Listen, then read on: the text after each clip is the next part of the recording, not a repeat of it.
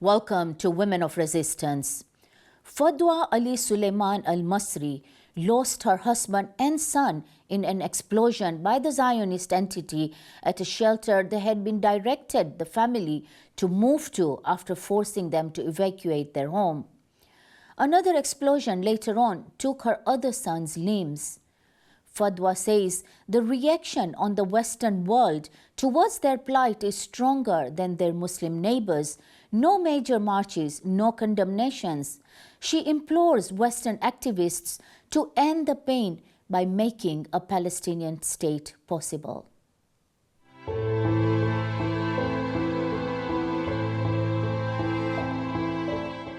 Gaza is the siren that forever calls you home.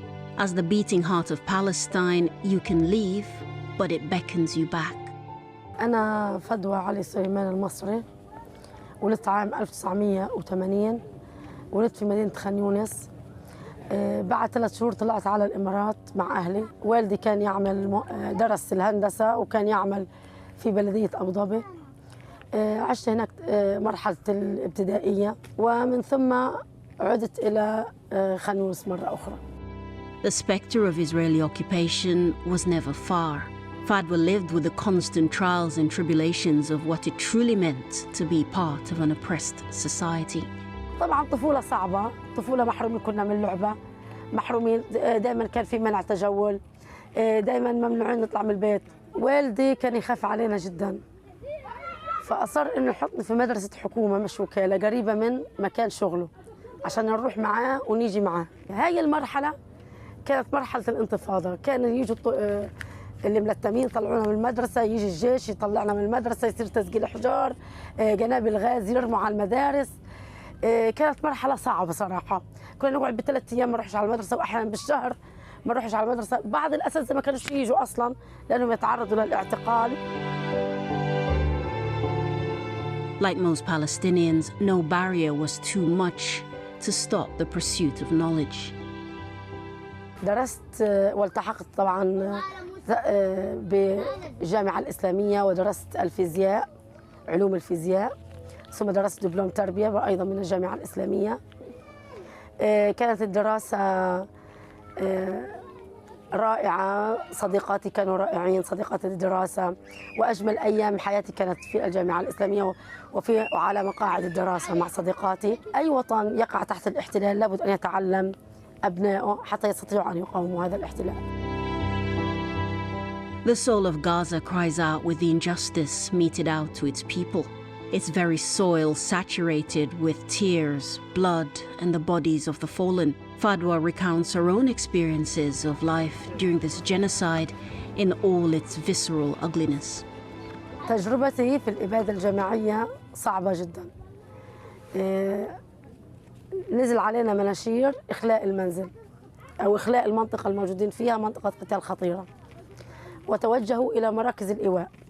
يوم ما ذهبنا إلى مراكز الإيواء بدأ جنود الاحتلال بإلقاء قنابل الدبابات على مراكز الإيواء. استشهد زوجي وابني، وابني الآخر بترت ساقه.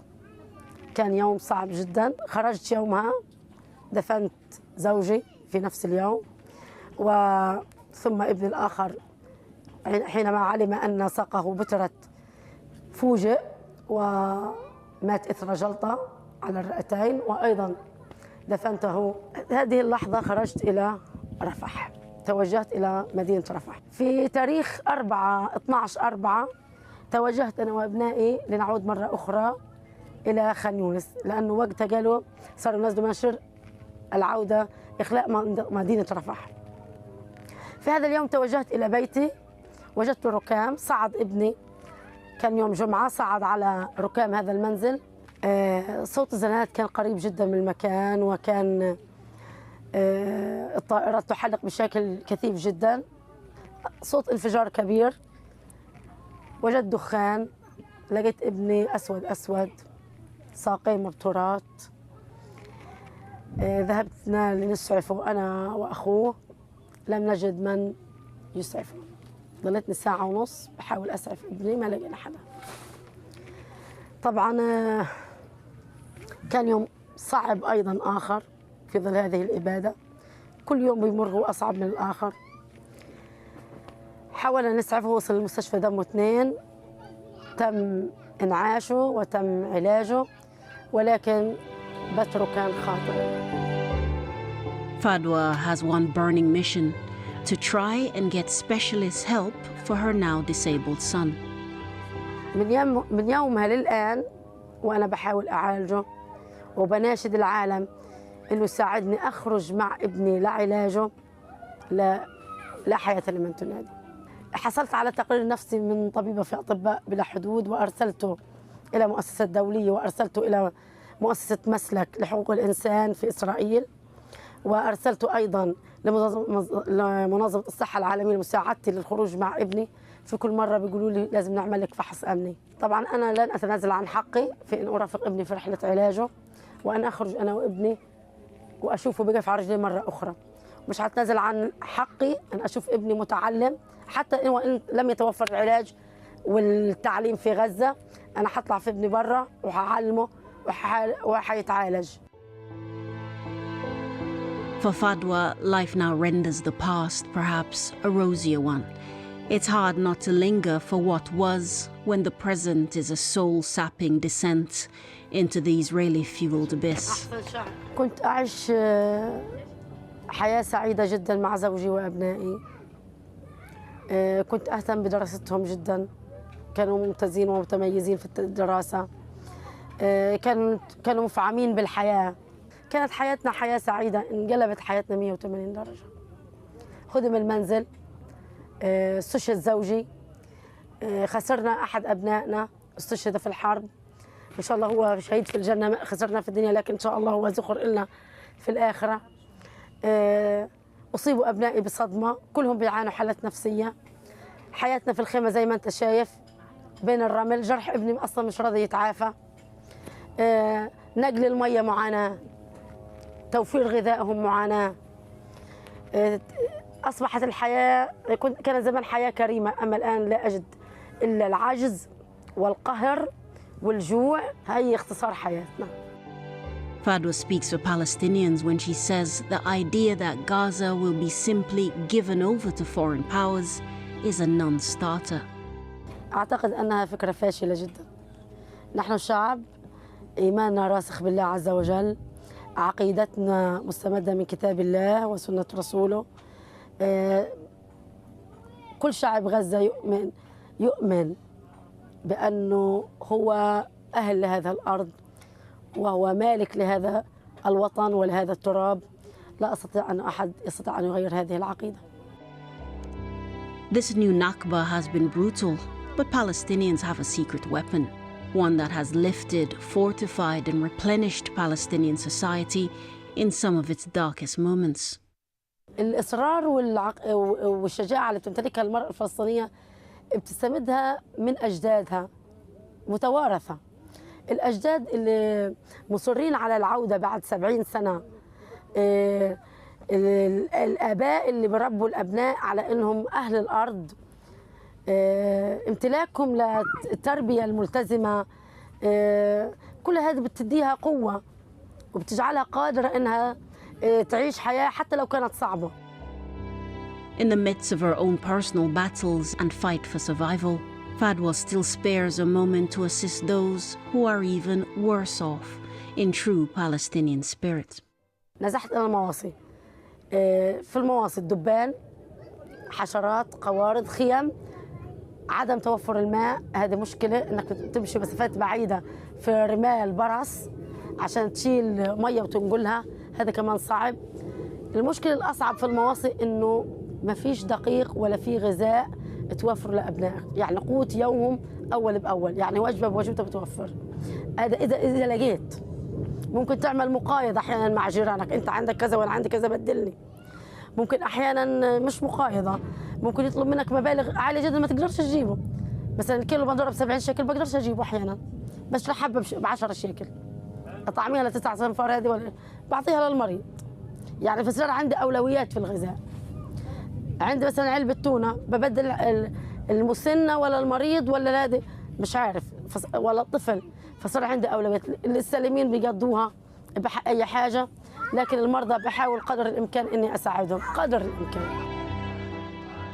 Fadwa's mixed reaction to Western action on Palestine raises some important questions. The disgust at Israeli action has not been mirrored by firm action, especially from sections of the West that loudly advocates for equality. كانت ردة فعل الأجانب والعالم الغربي أقوى وأفضل من ردة الأمة الإسلامية والعرب. العالم العربي لم أرى مسيرات مؤيدة للفلسطينيين، لم أرى شجب أو استنكار لما يحدث من إبادة جماعية أو قتل للأطفال، قهر للنساء، اللي بينادوا بحقوق المرأة حتى خرسوا. وين حقوق المرأة؟ المرأة انتهك حقوقها في غزة. المرأة أصبحت كالرجل تحمل الأثقال لما بتشيل جلالين مية وبتمشي فيهم. هي تحمل جبال أبنائها لوحدها، تحمل هموم أبنائها اللي بدها توفر لهم قوت يومهم. أصبحت المرأة مرأة حديدية، خلينا نقول عنها المرأة الفلسطينية. وين اللي بينادوا بحقوق المرأة؟ وين اللي بدهم كانوا يساعدوها ويحرروها؟ حررونا من الاحتلال. Fadwa knows temporary fixes will not solve the Palestinian question. The solution has to be bold and brave. Without full cooperation and commitment from the international community, it will be again left to the Palestinians to shoulder their burden alone.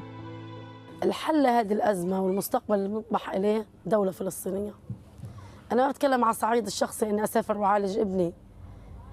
أنا إذا بتكلم كل واحد بيتكلم على الصعيد النفسي، حتى لو سافرت وعالجت ابني حضل الأزمة قائمة والشعب حيضل يعاني. الحل الوحيد إنه يصير في دولة فلسطينية.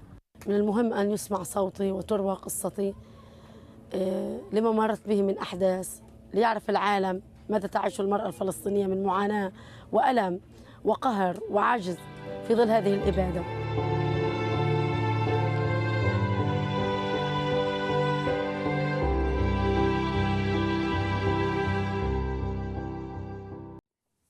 Joining me in the studio today to discuss Fadwa's story is Sara Callaway of the Women of Color in the Global Women's Strike. Welcome, Sara. Thank you. Sara, we've just seen the story of Fadwa. Have you ever seen women as strong, as resilient as Fadwa, for example? Well, first of all, I wanted to just say our hearts go out to Fadwa and all the mothers in Palestine. We're absolutely devastated by what's unfolding on our television screens. It's horrifying, it's infuriating because world leaders are complicit with it, and Israel could not do what it's doing without many world leaders and world governments backing them in a policy of genocide. So we always think of the mothers and children. We know that something like 67% of those killed have been women and girls, and that mothers are starving. Newborns can't breastfeed because the mothers don't have food, water, health care. So this is an absolute urgent situation, and we know that Fadwa represents tens of thousands of other mothers, not only in Palestine, but in places like Sudan, Haiti, Congo. There are many slow genocides going on, and at this moment, Gaza is urgent because of it's just horrifying, and we have to do all we can to stop it. That's our message to the Palestinians. We're taking all the action we can. Millions around the world are with you, and our hearts go out to the mothers. The truth is, Sara, that, Gaza has been an emergency for the past almost 2 years now. And to think that, nothing has been able to stop this atrocity going on, when it comes to the bottom of it, it is the issue of racism, isn't it? I mean, you come from the Organization of Women of Color. If these were white women, we wouldn't be seeing this happening even for a month. Is that not the reality? It's true. We're dealing with an apartheid regime. We're dealing with, this is the urgent anti-racist movement of our times. And as people of color, as women of color, we have a particular role to be speaking out, to be acting for Palestine. Our sisters, the Palestinians are our people. The children are our children. And we feel that deeply as women of color, but I think all humanity is standing with the Palestinian people. It's just the governments and the leaders are on the other side, and that is the problem we're dealing with. Of course, you know, when we talk about white women, they also oppose racism, many of them. Yes. But just the mindset of the whole imperialist colonial mindset was really always to oppress people of color. But let's move on to the issue of the Palestinian state. You know, Fadwa says a lot of their problems will be solved if there is a recognition of Palestinian state. Now, that is also something controversial because many people believe that's just not enough. What are your views? What do you think about that? Well, we think it's up to Palestinian people. The Palestinians will say what they want to happen. At this moment, our role is to fight for an immediate ceasefire, to stop the war, to stop the starvation and genocide, and to call out Israel's crimes. You know, these are war crimes, these are crimes against humanity, and we need world governments to act against Israel to stop what they're doing. That's our role at this moment. But in the end, the Palestinians will decide what they want to happen. But we have to stand with them and stand against our leaders who are complicit with Israel and what's happening. Absolutely. And when it comes to, you know, women like Fadwa, Sara, we always talk about, you know, in wars and during genocide, the people who, you know, take the burden of the pain is always women. And we've seen that, you know, in Palestine as elsewhere. Despite years of trying to fight, you know, for women's rights, why are we still here? I mean, do you think that the progress is there or it's really not there? I think two things are happening. We're moving forward. We see millions of people on the streets for Palestine and for Gaza. We see movements coming together in a way we haven't seen for many, many years, decades. People are speaking out and are moving. Different faiths, different nationalities are coming together. At the same time, we are fighting a monster. I mean, our government ministers in the UK take money from the pro-Israel lobby. Yvette Cooper just took something like, last year had almost £250,000. And that kind of complicity is very big in this country, and that's what we're having to fight. And in the US, they're fighting Trump. I mean, we're dealing with very reactionary times. We're in the fight of our lives, and the only way to win is if we come together, we stand with Palestine, we call out our leaders, we stay on the streets, we apply boycott, divestment, and sanctions wherever we can. The student camps are springing up around the country. There are so many ways that people are fighting back, but we have to let the Palestinians know that we never forget and we never forgive the crimes that have been done to us. Absolutely. And to them. Yeah, absolutely. Let's talk a little more about the Western advocacy. But just to remind our viewers, you are watching Women of Resistance, where we highlight the plight of women who have been subjected to a genocide in Gaza. It's very interesting because Fadwa says, you know, she has more faith in Western democracy and has seen more movements in the West as opposed to, you know, neighboring Muslim countries. Why do you think that is the case? Well, I think it's a complicated picture because on the one hand, some of the big, massive marches have gotten coverage internationally. At the same time, practically every day there's a demonstration, an action.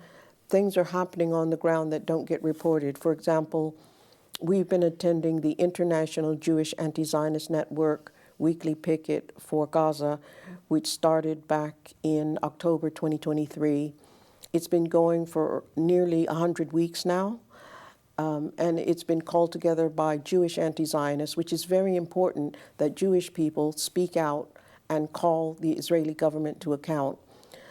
But pickets like that often don't get much publicity. So the two things are happening. But I would also mention places like Turkey, Yemen. There have been, on the ground, people are taking actions, but our governments are often Absolutely. on the other side. And just the last of all, recently I saw in Senegal a group of students chase the Israeli ambassador off campus. So everywhere on the ground, people are taking many actions, but they don't get publicized. And yeah. But there's also the reality, Sarah, I think, of the fact that in certain, Gulf countries in particular, and those very, close to Palestine, like Egypt, for example, that we have dictators who won't allow. I mean, we've seen in Egypt, for example, how people put food, in these bottles and send it across the ocean to try and alleviate a little bit of the hunger. And yet, they are not allowed. It's not that people don't have the feelings, but they are not allowed to be on the streets. They're not allowed to show their support. Do you see that as a major problem, that apart from the Western leadership we're fighting for, it's not just limited here? I mean, the very area surrounding Africa, we talk of Africa, talked about Sudan, Congo. It's the leadership everywhere that's a problem, not just the Western one, isn't it? Yeah, that's right. And the dictatorships everywhere, and often they're fueled by the West. I mean, people like Trump are fueling and encouraging dictatorships everywhere in the world. But we particularly call out the UK and the US governments because they have such a history of imperialism, of land grabs, of ethnic cleansing. I mean, my own tradition, we are from the history of the Atlantic slave trade. So we know about the crimes that they've done, and they have a particular role in this, in fueling other dictatorships around the world. But you're absolutely right. The people in power are often completely opposed to those of us on the ground, and that's what we're fighting. That's what we're fighting against. I mean, I think for those of us, in the UK here, sitting in London, we do have a bigger responsibility, considering, apart from what you said, we were the main colonizers, but also the Balfour Declaration, the whole problem in Palestine is the creation of this country. Yes. And we have been seeing, I think, activism and protest in unprecedented, I think, for Palestine ever. But there are also challenges to that, Sarah. What have been some of the biggest challenges we are facing in advocacy here? I think the problems we face are the fact that this government and previous governments have been very much tied up with the pro-Israel lobby, with pro-Israel businessmen. I think something like half of the labor ministers have taken funds from those sources. So they're very tied up with the Israeli establishment, and they're backed by people like Trump. This is a major problem. I think another problem is partly what your show is addressing, the fact that the voices of women are often not prioritized, the voices of mothers don't get prioritized. Many of the grassroots movements on the ground are led by women, but very often women are invisible. But it isn't just that, Sarah, when women do get into power, a lot of them don't act much different, do they? Yeah, this is a problem, and we call it careerism and opportunism, that at the grassroots we build our movements, but the people who go up in the establishment become the establishment and don't represent what they were put there to do. And one of the positive notes is there's an MP called Sara who very recently has come out and said that she's absolutely anti-Zionist. So this is a useful signal of where some politicians are moving, but there are very few like that. But the movement has started, and it won't stop. And thank you, Sarah, for all the work you're doing, and thank you for being with us today. Can I just finish by just sending a message? Our message to Palestinian people is that we won't stop. We stand with you. We won't accept the genocide. We say free Palestine. And none of us are free until Palestine is free. Absolutely. And free it will be one day. Thank you very much for watching. We leave you with the sounds of Palestine by the artist Saif. Goodbye.